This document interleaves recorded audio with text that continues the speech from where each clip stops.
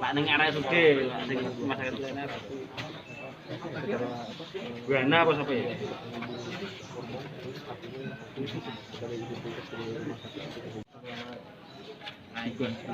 Dari penting ini Pak. Tahu semua dari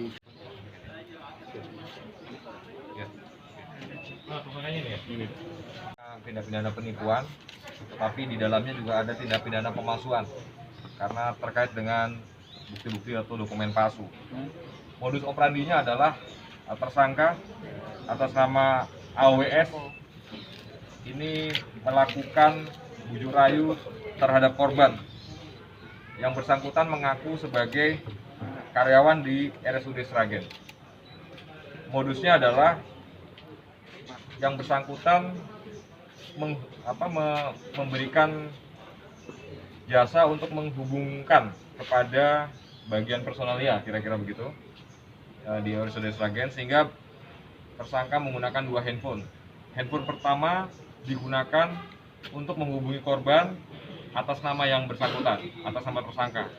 Handphone kedua digunakan untuk menghubungi korban seolah-olah dari pihak rumah sakit, padahal dua handphone ini operatornya sama, tersangka juga. Sehingga disitulah muncul suatu keyakinan bahwa tersangka ini bisa untuk membantu korban menghubungkan kepada orang rumah sakit. Selanjutnya tersangka melakukan pemalsuan dokumen seolah-olah si korban sudah diterima di tempat yang dijanjikan dengan menempelkan sebuah dokumen. Padahal dokumen ini merupakan dokumen palsu yang tersangka buat sendiri, termasuk dengan capnya, termasuk dengan tanda tangannya.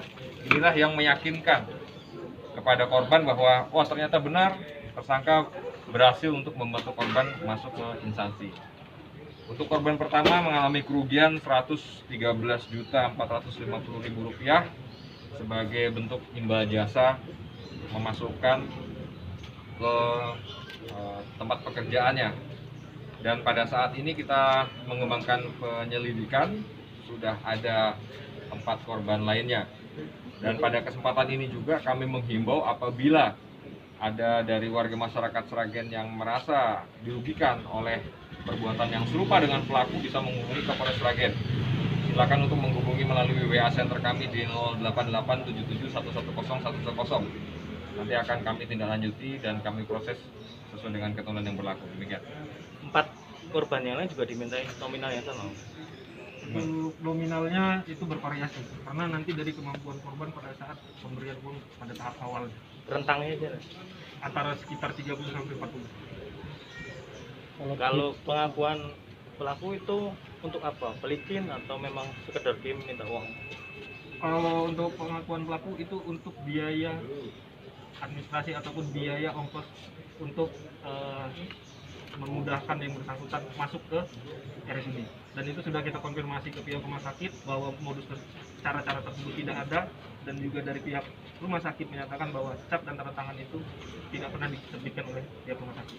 Terus kelima ini jenis pekerjaannya sama atau beda-beda? Yang ditawarkan perawat atau klinik? Modusnya tetap untuk kerja di rumah sakit. Di rumah sakit berarti ini memang spesialisasi yang bersangkutan seolah-olah sebagai penghubung untuk rumah sakit umum daerah Sragen, RSUD Sragen. Pekerjaan aslinya apa dong? Pekerjaan aslinya tidak bekerja. Melancarkan aksinya tahun lalu atau tahun ini? Untuk aksinya itu sudah dari 2019.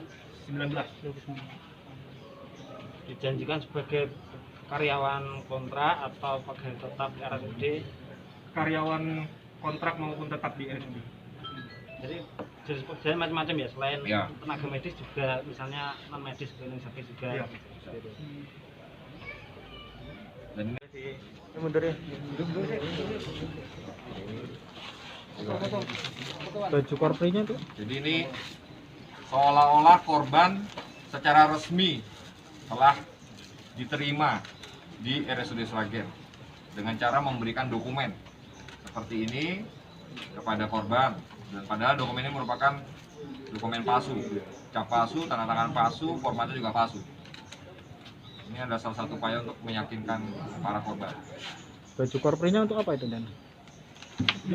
Kita temukan di sana dan yang bersangkutan memang kita identifikasi bukan, makanya ini salah satu juga modus, makanya dokumen, baju, ID card ini modus pelaku untuk meyakinkan korban.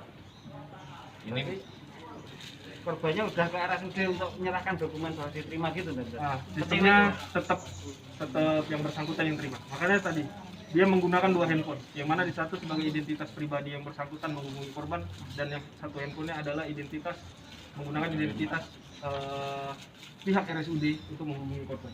Makanya tetap sistemnya satu pintu kalau yang bersangkutan.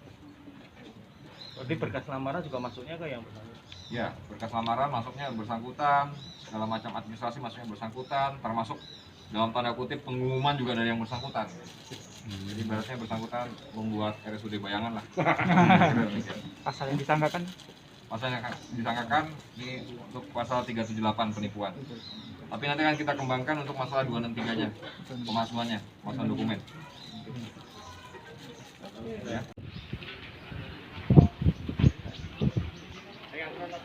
Iya Bang.